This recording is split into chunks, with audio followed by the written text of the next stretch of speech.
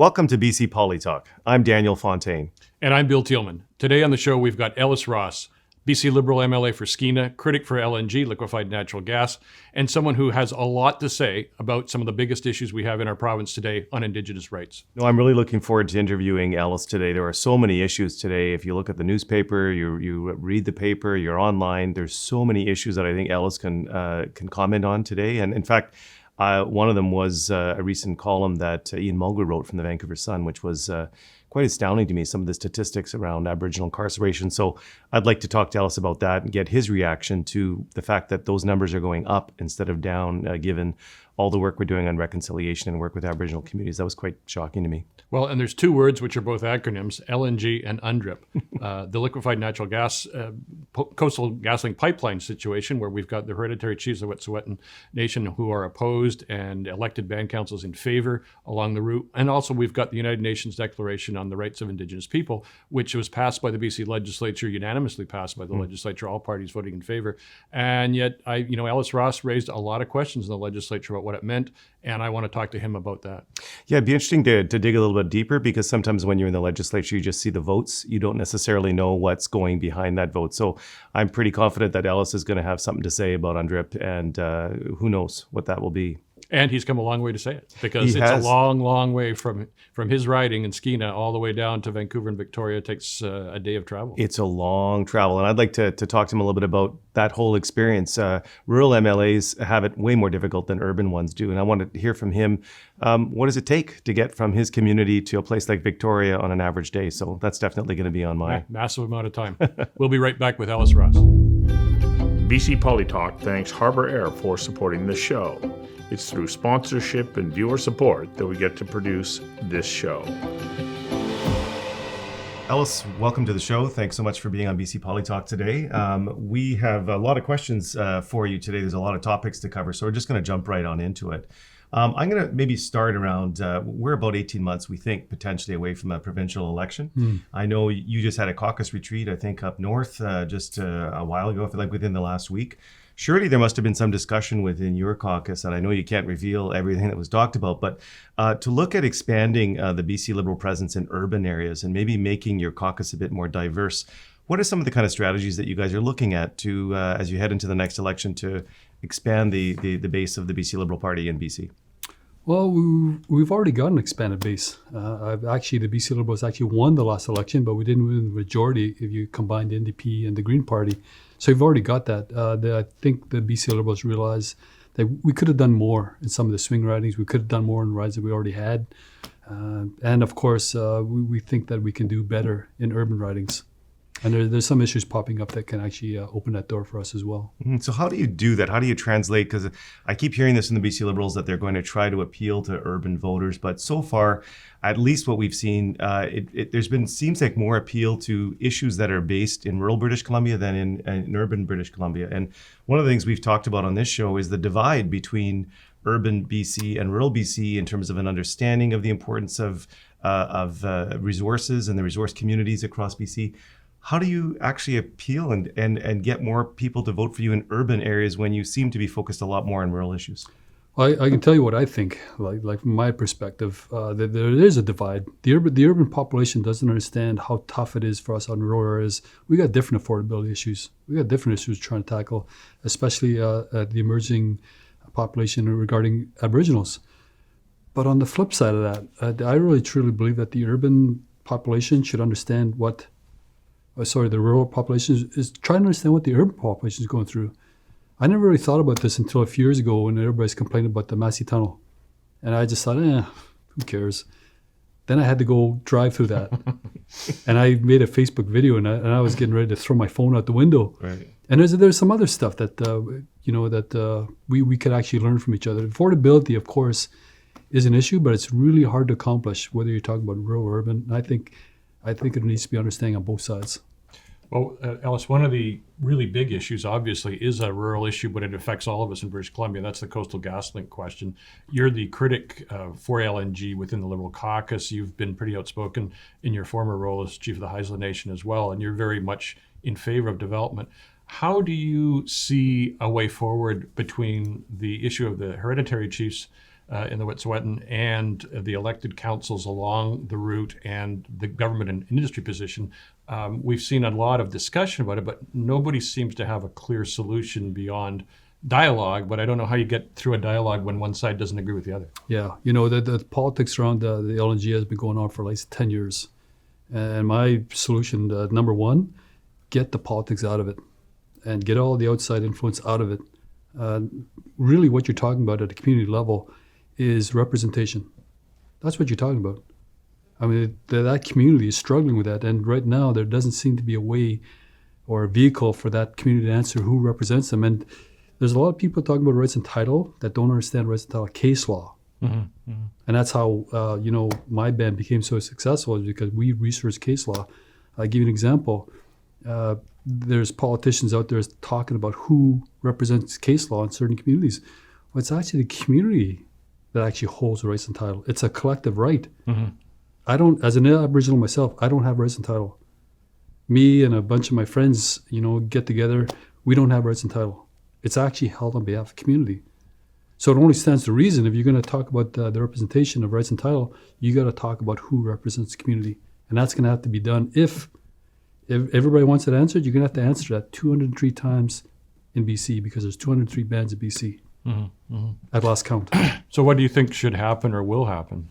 Well, I think the community, if push really comes to shove where the community is actually forced to answer it, they're going to have to either have a referendum or they're going to have to go to court. There's no government that's going to be willing to come in and say, I've got a process for you to determine who represents you. There's too many vagaries here. There's the Indian Act, there's rights and title interests, there's too much. Yeah. So it really comes down to the community and what they think. The membership, in fact, the membership is going to have a say. Yeah. So the provincial government just recently appointed Nathan Cullen, former NDP MP, to act as, I guess, some kind of liaison. Do you have any thoughts on Nathan's appointment? And perhaps you can comment on the fact that it just looks like this is going to go. I mean, with all due respect to Nathan, I think that this is going to be perhaps by some time, but I just don't see how the hereditary chiefs are going to have a meeting with Nathan and somehow they're going to agree to this pipeline. So we're going to be back exactly where we were after these discussions. Any thoughts on Nathan's appointment? It goes back to politics that were played out by the last 10 years. I've tried to get provincial and federal leaders to come to my territory and say, I know that you didn't oppose, I know you opposed Rupert LNG for certain reasons, for environmental reasons, Lalo Island, but come to my community and support it, because we're not Lalo Island. And I couldn't really get anybody to come in and back me up, except for the BC Liberals under Christy Clark and Mary Polak, Rich Coleman, John Rusted. So it's going to be really tough for me, especially when you think about the entrenched positions that are being taken right now. The hereditary chiefs have said a number of times there's absolutely no way this pipeline is going to get built. And Premier John Horgan just got through saying we have to respect the rule of law. And for the most part, it's going to be, okay, where's that middle ground? I don't see the middle ground. Mm-hmm. Yeah. So does that mean Supreme Court of Canada again? I mean, it seems like we resolve a lot of our problems, not just with First Nations, but with teachers versus the government went all the way to Supreme Court of Canada. It seems a BC thing, but it has to be very unproductive unless you're a lawyer. Yeah, well, of course. And if you go to court, you got to decide, okay, what question am I taking to the court? Mm-hmm. Mm-hmm. If I'm taking to court the idea that I wasn't consulted and accommodated, I'm sure there's going to be a lot of interveners, including elected chief and councils, that are going to say, wait a minute, I'm there. There'll be CGL that will show the complete record of everything you tried to do to consult and accommodate. I mean, there's a number of accommodations that were done in my band that weren't just money. And that's what people seem to forget. Accommodation just isn't money, jobs, training. In certain cases, we don't like that ditch being there because that's where we used to do some of our spiritual practices. And so the company says, okay, we'll put the ditch over there. How's that? That's a great accommodation. Thank you. So rights and title is not a very simple topic to come across. So if you're going to go to court, there's got to be decisions made on what you're going to court on, and representation will probably be one of those questions. Yeah. Jody Wilson-Raybould, the former Attorney General and former First Nations leader, wrote an article a few days ago in the Globe and Mail, and she talked about some of the issues also that you've raised and the collective rights, et cetera. But she was the Attorney General, and she didn't have a solution in this article or while she was in office. It seems to me that inevitably we have to resolve the issue, and yet we don't really have a roadmap to get there. Well, the thing about it is I think that these politicians have actually fiddled with the roadmap. And I understand why. But if you really research rights and title case law, and then right from its beginning, Section 35 of the Constitution, and then all the defining court cases that came underneath that further defined it, you basically got a good roadmap for government, industry, and First Nations. For some reason, it's been ignored for the last 2 years. And so now we're throwing out words like UNDRIP, and we're talking about all sorts of different things, but very few people have said, why don't we go back to the original roadmap? It actually achieved peace in the forest through the Forest and Range Agreements for the last 12 years in BC. It actually achieved LNG. It achieved mining agreements between First Nations and industry. It achieved so many things. Why did we throw that all away? And I can't figure this out, and I just hope somebody comes to their senses. Even Jody Wilson, when she became Attorney General, initially she went to the AFN and told them, look, we can't legislate UNDRIP. Later on, they went back, they flip-flopped an ad and said, well, we're going to do this and this and this. I truly believe politics got involved with it. And I understand politics. It's a necessary evil. But I don't appreciate politics when you're talking about some of the most disadvantaged people in Canada. I don't appreciate that. I don't really keep the politics away from that and stick to the roadmap that was developed over the last 40 years. So I'm going to just switch gears a little bit and just talk about a subject that came up in the Vancouver Sun. Ian Mulgrew wrote a very, for me as a Métis, it was very disturbing to read some of the statistics he talked about Aboriginal incarceration. And I'm going to read out these statistics because I think it's important for our listeners and for those watching to actually put this into context. It says here that 73% of the men and 80% of the women have the criteria for qualifying for a current mental disorder who are incarcerated. 29% require follow-up with mental health services. 25% have a cognitive deficit. 23% have FASD, fetal alcohol syndrome. But then when it comes to Indigenous peoples, they said they constitute less than 5% of the population, yet they now account for 1 in 3 men in jail and more than 4 in 10 incarcerated women. And I'm going to go right to British Columbia. He's got some other stats which are just shocking. But he says in British Columbia, compared to 2007-8, admissions of Aboriginal males increased the most in BC, 83%, from 3,932 to 7,181. And that is with having somebody like Jody Wilson-Raybould as kind of our chief law officer in the country. What do you feel when you hear these kind of statistics as somebody who is from within the Aboriginal community? How do you react to that? I react with despair, disgust, animosity, anger, because there's a solution, and it's not going to come from government. It's not going to come from one specific source. Even if you look at some of the reports put out by Aboriginal organizations, and you talk about these statistics and all these social ills, there's always a section that talks about a job, being a biggest part of the cure, and that's absent in many Aboriginal communities across Canada, especially in BC. And it's the last one I looked at was the Inuit and Aboriginal report, and it just seems so obvious to me because I just read that report last year, and yet I've been thinking the same thing for the last 10 years because I saw it in action. And by the way, when it comes to that kind of statistic, about 20 years ago, by some unknown reason, I was kept out of that statistic. Somebody out there likes me. But that should have been me on Hastings. That should have been me in prison. That should have been me going to Alcoholics Anonymous. For some reason, I was kind of steered through life getting away from that kind of stuff because I was born and raised on reserve. I suffered alcohol abuse. I did all that. I'm not going to mention any crimes that I got away with, but this is standard. Mm-hmm. And so when all these Aboriginal leaders and all these politicians get up and they talk about this stuff, okay, why don't we talk about a real solution with no politics involved, no rhetoric? Like I for years listened to this, the leaders go, it's high time that government took us seriously. And everybody applauds. And yet nothing happens. I've gone through 30 years listening to this.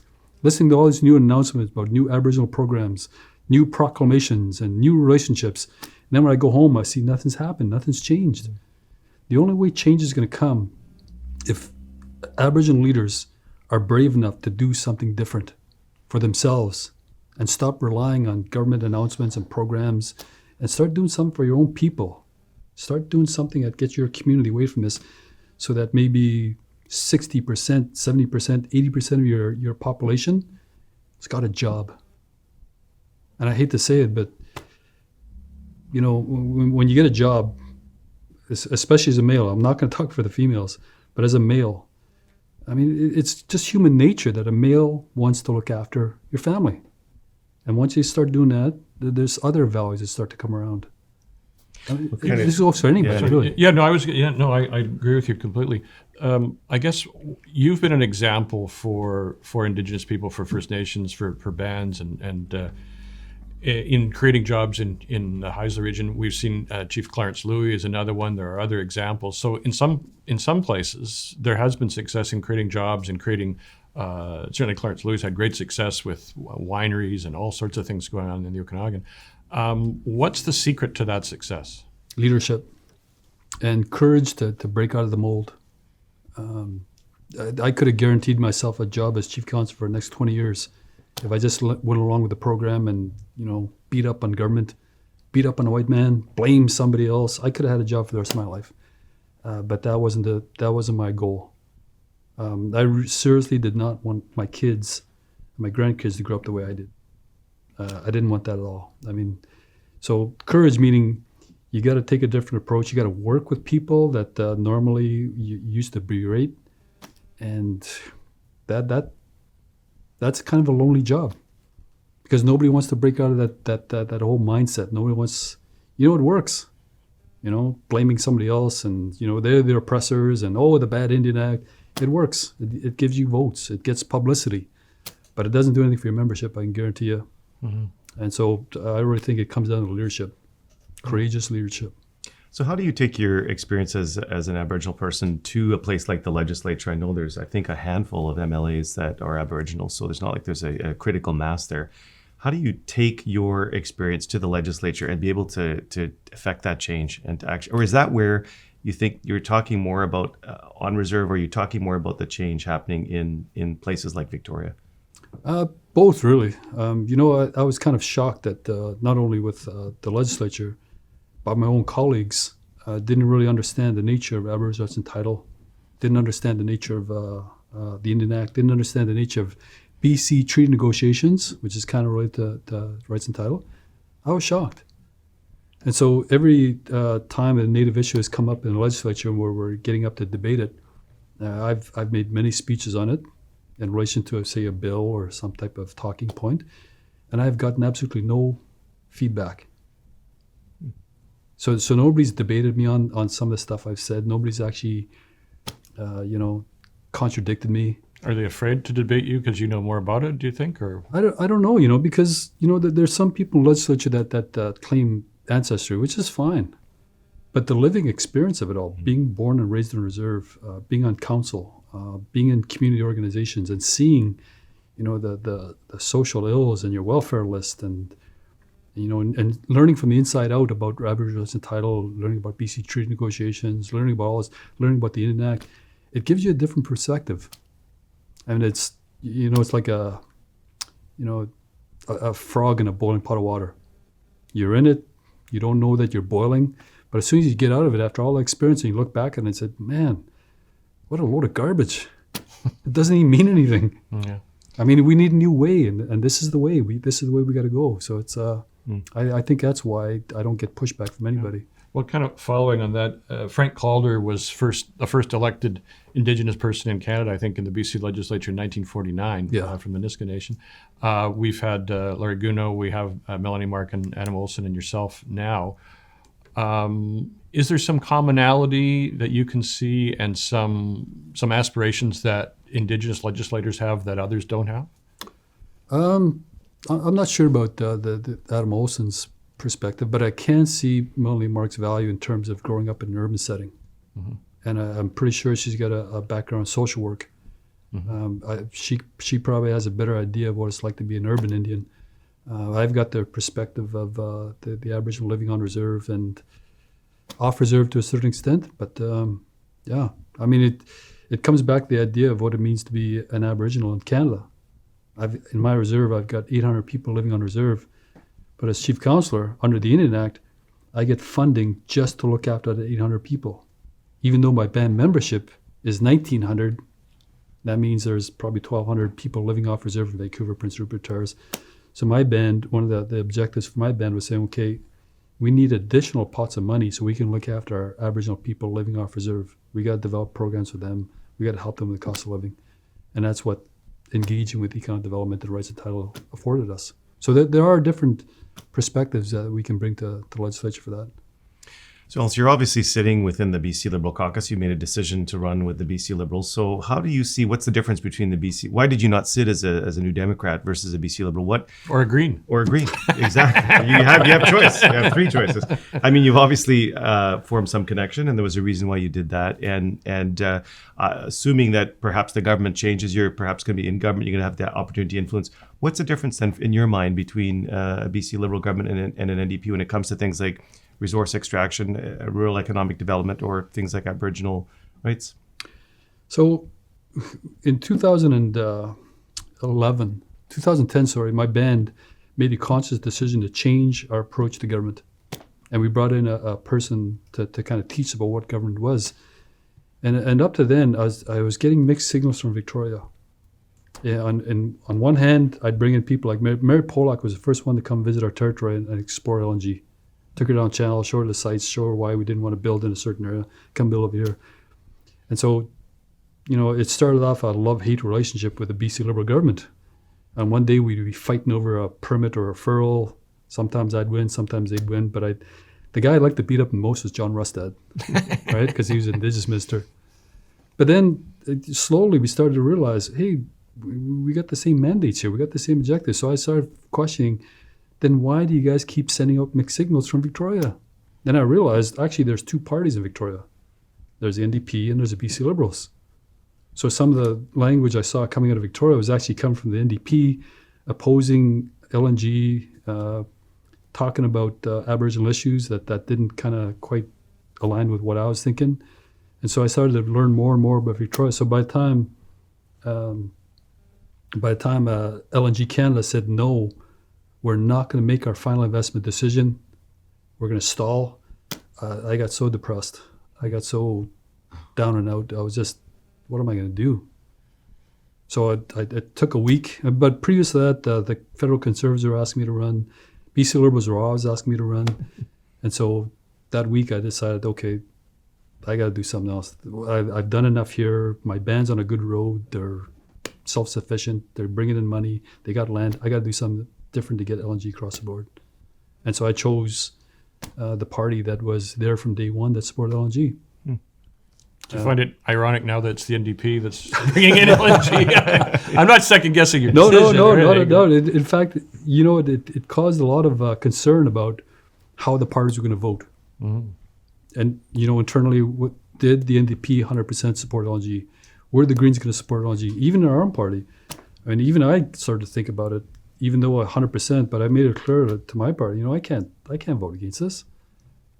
So we had a big debate. We talked about it. And at the end, the BC Liberals decided, no, it's good for BC. We'll question it. We'll debate it.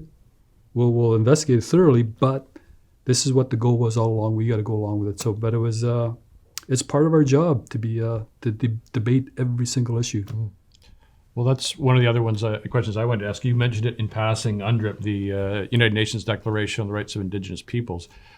You voted for it, your caucus voted for it, and the NDP and the Greens voted for it, so it was unanimous in the legislature.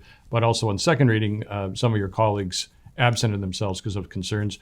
You also raised a number of questions about the meaning, particularly whether there was an Indigenous veto and things. Could you describe some of the issues that you see within general politics? Because in a way, it couldn't become an election issue because all parties supported it, unless we had a new party, a BC Conservative or some other party took it on.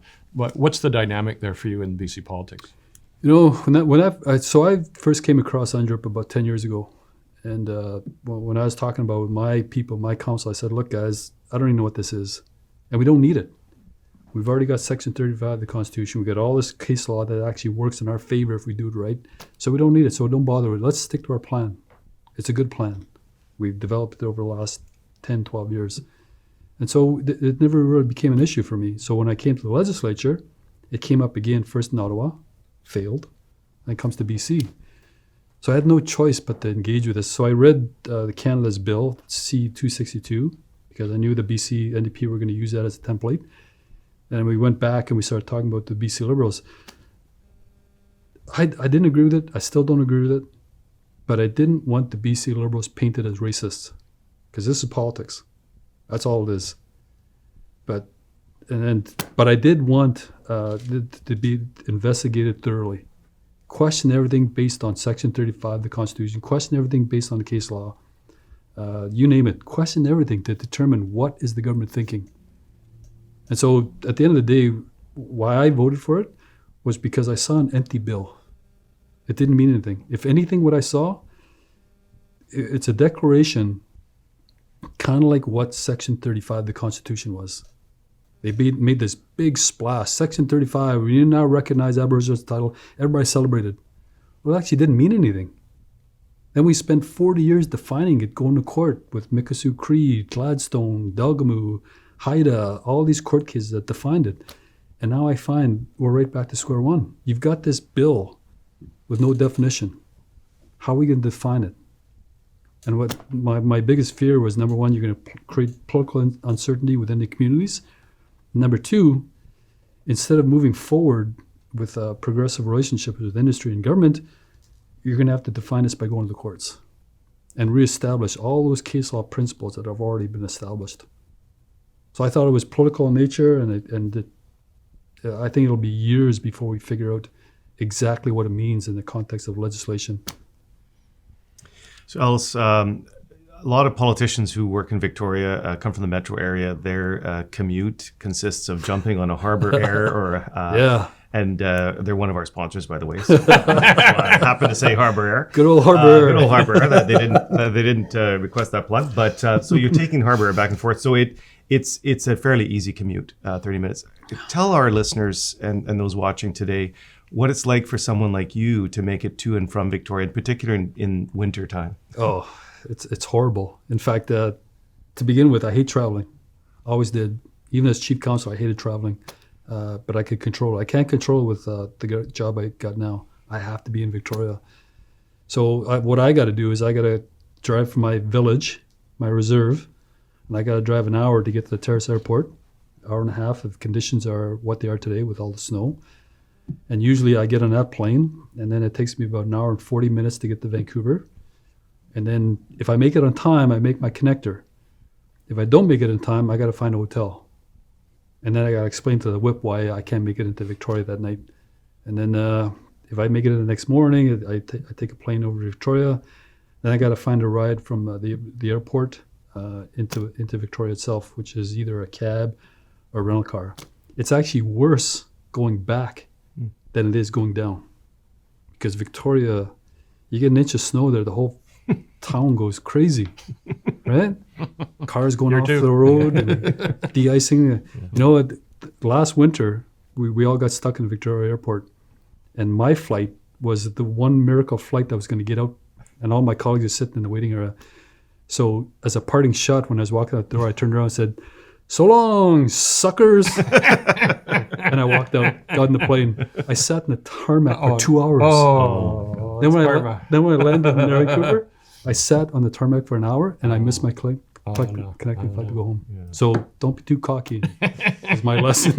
No, and absolutely not. And I think that a lot of people don't realize that rural MLAs have to go through a heck of a lot to get to and from the legislature. And if you're in the metro area, it's so easy to do. But appreciate all the work and effort that you put in every week, and really appreciate you coming here on the show today. Yeah, thank you very much. It was really entertaining and informative, more importantly.